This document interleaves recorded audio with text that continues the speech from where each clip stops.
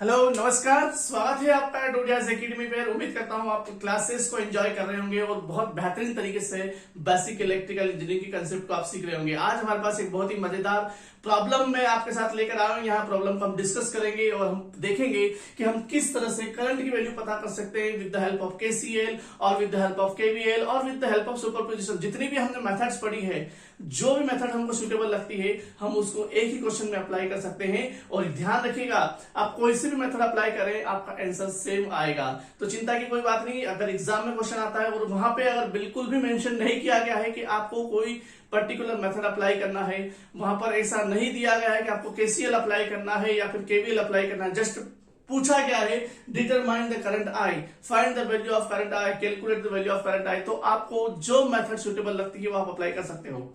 अगर क्वेश्चन में ही स्पेसिफिकली दिया गया है कि आपको केसीएल लगाना है या फिर केवीएल लगाना है, तो जो क्वेश्चन में आपको इंस्ट्रक्शन दिए गए उसको फॉलो करना है। यहां पर कुछ भी मेंशन नहीं किया गया है, तो ये पर्टिकुलर क्वेश्चंस आप देख सकते हैं। ये आप केसीएल से भी सॉल्व कर सकते हैं, इसको केवीएल से सॉल्व किया जा सकता है और इसी क्वेश्चन को सुपरपोजिशन थ्योरम अप्लाई करके भी सॉल्व किया जा सकता है और कई सारे मेथड्स है। तो इस पर्टिकुलर क्वेश्चन को मैं आपको तीनों तरीके से सॉल्व करना सिखाऊंगा। आज की क्लास में, आज की वीडियो में हम बात करेंगे कि किस तरह से हम इस क्वेश्चन में केसीएल अप्लाई करके करंट की वैल्यू को पता कर सकते हैं। जब भी हमें केसीएल अप्लाई करना होता है, हमें दिए गए सर्किट में नोड फिगर आउट करना होते हैं कि नोड कितने हैं। आप देख रहे होंगे सर्किट को, नोड की अगर बात करें तो नोड हमने पिछली क्लासेस में मैंने आपको बताया था कि सर्किट का ऐसा पॉइंट जहां पर कम से कम 3 ब्रांचेस आके मिल रही हो, जहां पे करंट डिवाइड हो रहा हो, जहां पे करंट एड अप हो रहा हो, वो नोड कहलाएगा। ठीक है, इस पर्टिकुलर सर्किट में आप अगर नामकरण कर दे, अब देखिएगा जैसे मैं इनको यहां पर लिख रहा हूं, this is A, this is B, this is C, this is D, E, F. So these are the points. ये मैंने पॉइंट्स यहां पर मेंशन कर दिए गए हैं। अब आप ए पर देखेंगे तो यहां पर 2 ब्रांचेस आपको दिख रही होगी, बी पर आपको 3 ब्रांचेस दिख रही होगी, सी पर 2 ब्रांचेस, डी पर 2, ई पर 3 और एफ पर 2 ब्रांचेस। यानी कि अगर नोड की बात करें तो कुल मिला के नोड मुझे एक तो यहां पर दिखाई दे रहा है क्योंकि यहां पर 3 ब्रांचेस है, और एक ये वाला पॉइंट दिख रहा है क्योंकि यहां पर भी 3 ब्रांचेस है।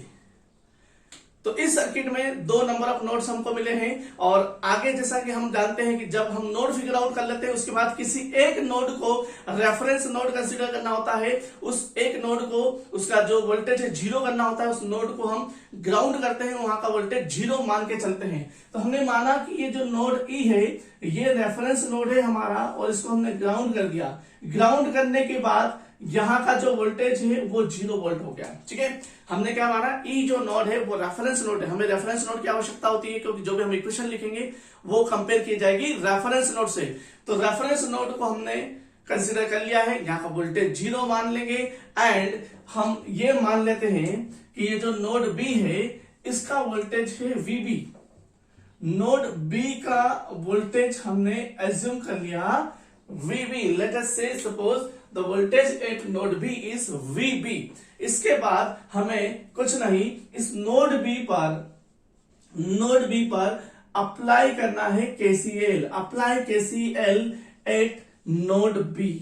केसीएल क्या कहता है, किरचॉफ्स करंट लॉ का स्टेटमेंट क्या है, ये मैं आपको पिछले वीडियोस में बता चुका हूं। अगर आपने नहीं देखा है तो केसीएल का थ्योरेटिकल एक्सप्लेनेशन वाले वीडियो की लिंक मैं आपको इसी वीडियो के डिस्क्रिप्शन बॉक्स में प्रोवाइड कर दूंगा। इस वीडियो को पूरा देखने के बाद उस वीडियो को भी जाके आप देख सकते हैं, ताकि आपके सारे कंसेप्ट क्लियर हो जाए।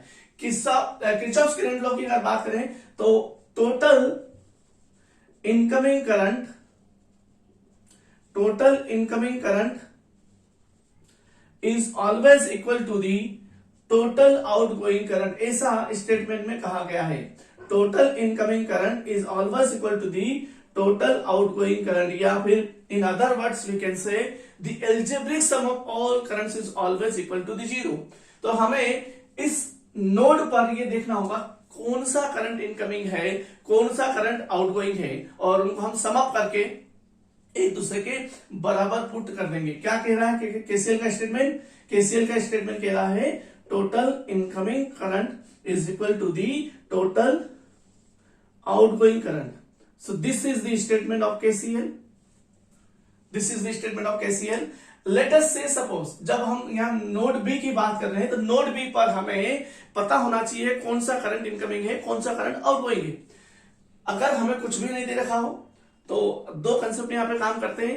एक तो ये कि अगर आपको कहीं से कहीं क्लू नहीं है कि आप डायरेक्शन क्या एज्यूम करेंगे, करंट को इनकमिंग कहेंगे कि करंट को आउटगोइंग करेंगे, कौन सा करंट, जैसे 3 ब्रांच है तो 3 ब्रांच में से कौन सा करंट इनकमिंग है, कौन सा करंट आउटगोइंग है, इसका कोई क्लू नहीं है, तो आप सिंपली नोड से सारे करंट को आउटगोइंग मान सकते हैं। अगर आप सारे करंट को आउटगोइंग मान लेंगे तो भी कोई दिक्कत नहीं है, कोई समस्या नहीं है। अगर गलती से आप कोई गलत डायरेक्शन कंसीडर करते भी हैं, मान लो जो आपने डायरेक्शन कंसीडर करी है वो डायरेक्शन गलत है, तो लास्ट में जाके आपका आंसर नेगेटिव आएगा। करंट नेगेटिव वैल्यू पॉसिबल नहीं है, and negative sign indicates that the direction we have consider is actual opposite to the actual direction of current. जो भी हम डायरेक्शन कंसीडर करेंगे अगर गलत हुई तो आंसर हमारा नेगेटिव में आ जाएगा, और वो इंडिकेट करेगा कि जो हमने डायरेक्शन कंसीडर करी वो एक्चुअल डायरेक्शन के अपोजिट है। ठीक है, तो अगर कोई क्लू नहीं है तो हम आउटगोइंग मान लेंगे, नंबर 1।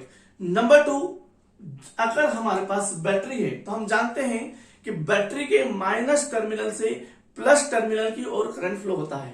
जब हमारे पास बैटरी होगी तो हम क्या कहेंगे, करंट की डायरेक्शन माइनस से प्लस की होगी। जब हमारे पास बैटरी होगी तो हम क्या कहेंगे, करंट की डायरेक्शन माइनस से प्लस की ओर होगी, यानी कि ये वाली ब्रांच का करंट इनकमिंग हो जाएगा, ये वाली ब्रांच का करंट इनकमिंग हो जाएगा।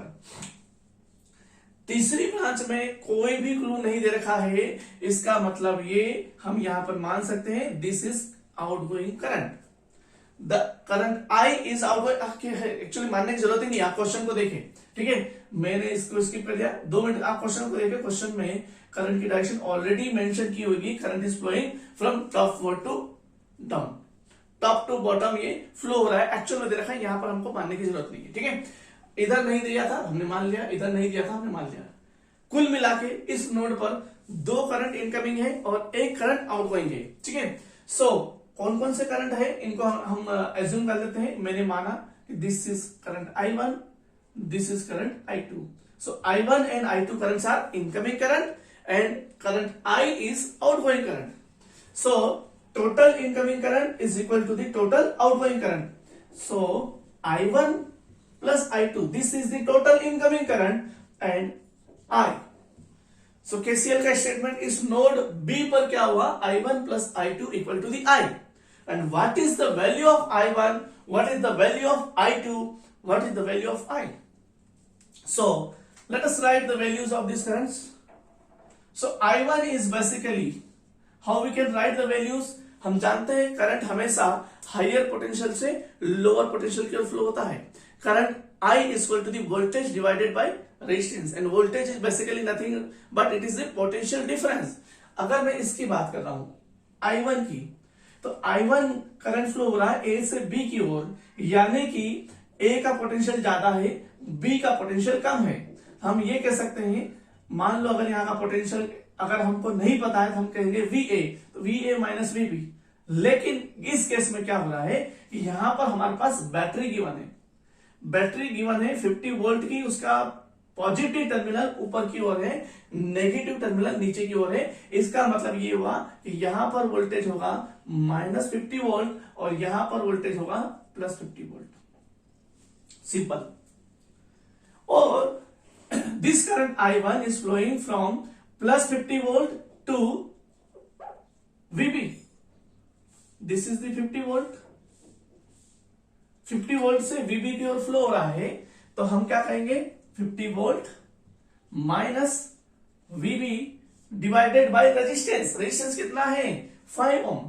So 5. So this is the current I1. Now let us talk about the I2. I2 के लिए हम बात कर रहे हैं, I2 के लिए भी सेम कंसेप्ट अप्लाई किया जाएगा। करंट क्या होता है, voltage difference divided by the resistance. What is the voltage difference, again यहां पर बैटरी है तो हम कहेंगे दिस इज 100 प्लस 100 वोल्ट और यहां पे माइनस 100 वोल्ट हो जाएगा। करंट जो है प्लस 100 वोल्ट से VB की ओर फ्लो हो रहा है, that means 100 minus VB divided by the value of resistance. What is the value of resistance, 15 ohm. So this is I1, this is I2. Put these values in particular this equation, equation number 1. So put the value of current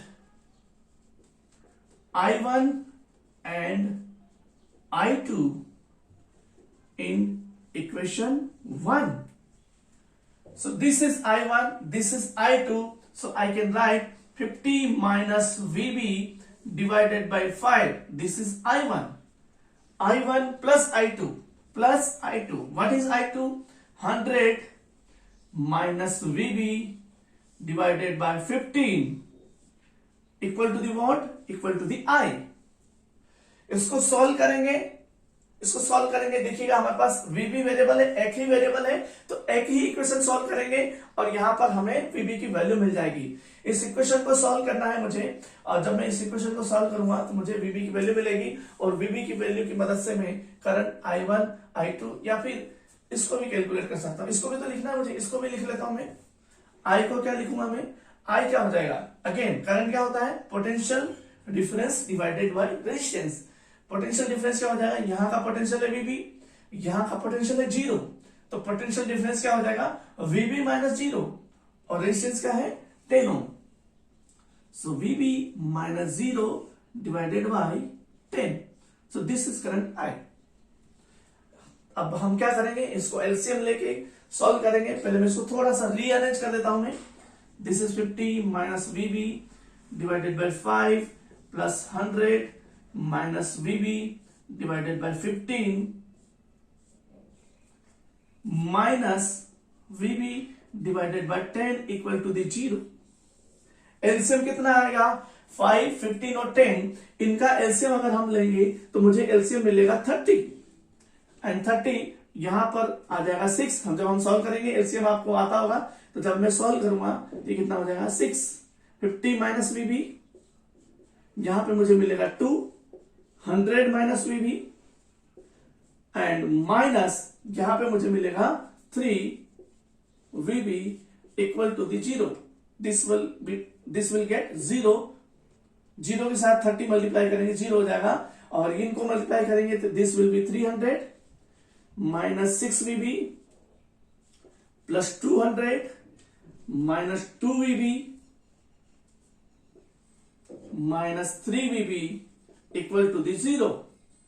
minus 6 VB minus 2 VB minus 3 VB, इनको जब हम add करेंगे तो 6 plus 2 8 plus 3 11 minus 11 VB मुझे मिलेगा, और 300 plus 200 will be 500 which is equal to the 0। so VB will equal to the 500 divided by 11।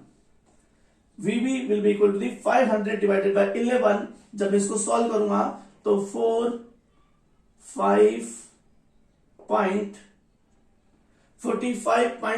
मेरे ख्याल से, जब VB की वैल्यू हम कैलकुलेट करें 45.45, आप चेक कर लीजिएगा, ये हमें VB की वैल्यू मिलेगी।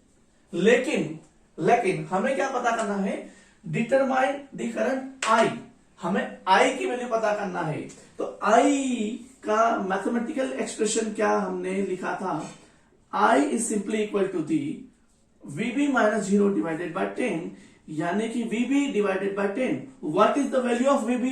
VB is 45.45 divided by 10, so I will be equal to the 4.545 ampere। So this is the final answer for this particular question। इस क्वेश्चन में हमको कुछ भी नहीं, मेथड स्पेसिफाई नहीं करी थी, तो मैं इस क्वेश्चन को 3 अलग अलग मेथड से सॉल्व करना आपको सिखा रहा हूं। पहले मैं इस क्वेश्चन को केसीएल से करके सॉल्व करके बताऊंगा, फिर हम इसको केवीएल से सॉल्व करेंगे, फिर हम इसको सुपरपोजिशन से करेंगे। आज की क्लास में, इस वीडियो में मैंने आपको दिखाया कि किस तरह से इस क्वेश्चन को आप केसीएल से सॉल्व कर सकते हैं। जब हम केसीएल से सॉल्व करते हैं तो दिए गए सर्किट में सबसे पहले हमें नोड फिगर आउट करना होता है। अवेलेबल नोड में से एक नोड को हमने रेफरेंस नोड कंसिडर किया, दूसरे बचे हुए नोड पे हमने केसीएल अप्लाई किया।